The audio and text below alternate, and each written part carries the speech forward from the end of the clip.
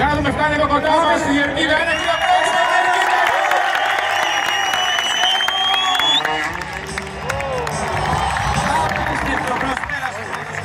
Ένα double grab flip λοιπόν.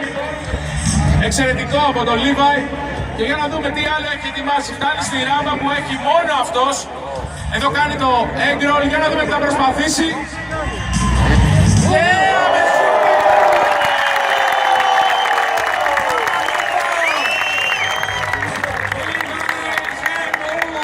Μόνο ο Levi χρησιμοποιεί τη συγκεκριμένη ράμπα.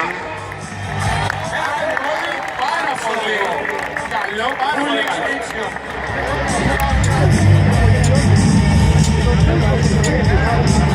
Γίνεται πάρα πολύ γρήγορα. Άλλα 9 δευτερόλεπτα. Έχει σκοπό να κάνει περισσότερα από το συνηθισμένο για να δούμε, θα προλάβει.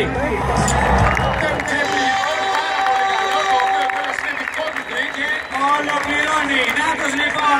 Κύριο πρόβλημα. Εκτός χρόνου από το άμα. Είναι για να σας αποκαλυπήσει. Και για τον Levi, πάμε λίγο δυνατά.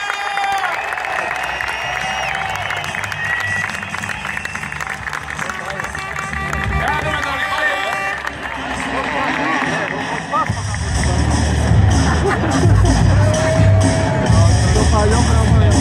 Αυτός λοιπόν είναι ο Levi Sherwood. Ένα whip up να και εδώ. Πραγματικά οι συνδυασμοί που επιλέγει είναι εντυπωσιακοί. Νάτος εδώ με το double grab flip. Πάρα πολύ δύσκολα tricks.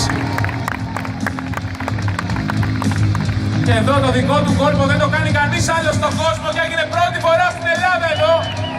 Ένα egg roll Superman λοιπόν, πάμε ένα χειροκρότημα για τον Levi. Θα τον ευχαριστήσω πως χαρίζει τέτοια Ενέργεια. Ικανοποιημένος και ο ίδιος από τον εαυτό του.